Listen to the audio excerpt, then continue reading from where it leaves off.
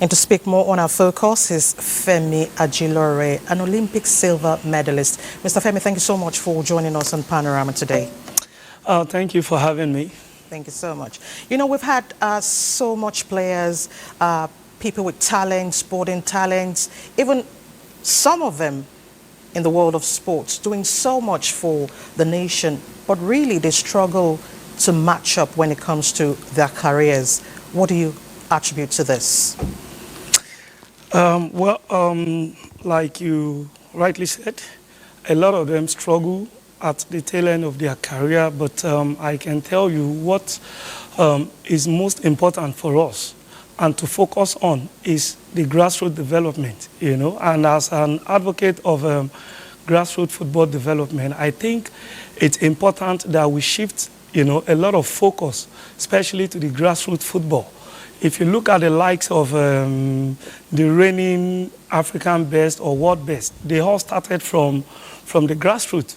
But it's unfortunate that in our country, we want a ready-made player. If you look at what we have just seen from the highlight that we've just seen on the TV right now, we saw the likes of Osimhen, Taiwo Awoniyi, and the other young lads that are doing it well for the Super Eagles now. They all started, you know, at that level. But unfortunately, we don't have a good transition programs for our grassroots development. And as you can see, the last World Cup, we were not there. The under-20, we are struggling.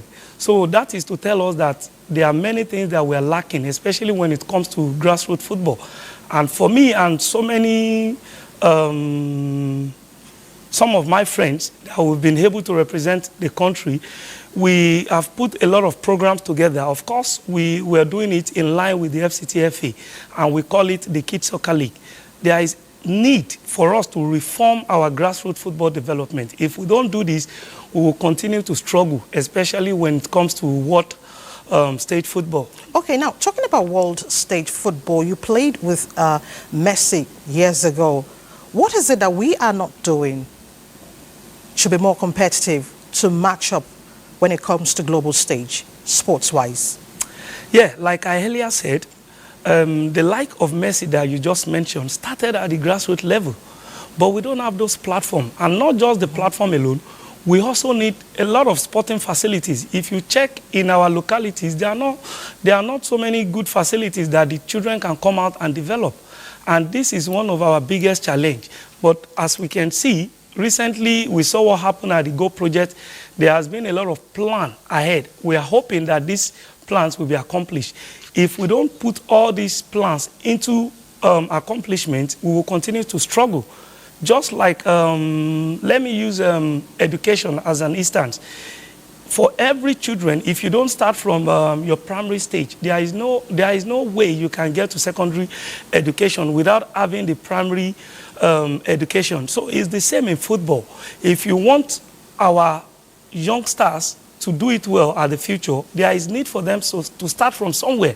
And this is what we are not doing right. So, but like I said earlier also, some of us have looked at some of these factors and we are beginning to bring out programs that we can use to encourage, you know, kiddies' active participation in football, in sports in general, you know, because we believe these are the futures of our, of Nigerian. Of Nigeria. Okay, you have made an impact on the global stage for Nigeria and outside Nigeria. What word of advice would you give to budding athletes that are willing to put in their best, all they have, towards the development of sports in Nigeria?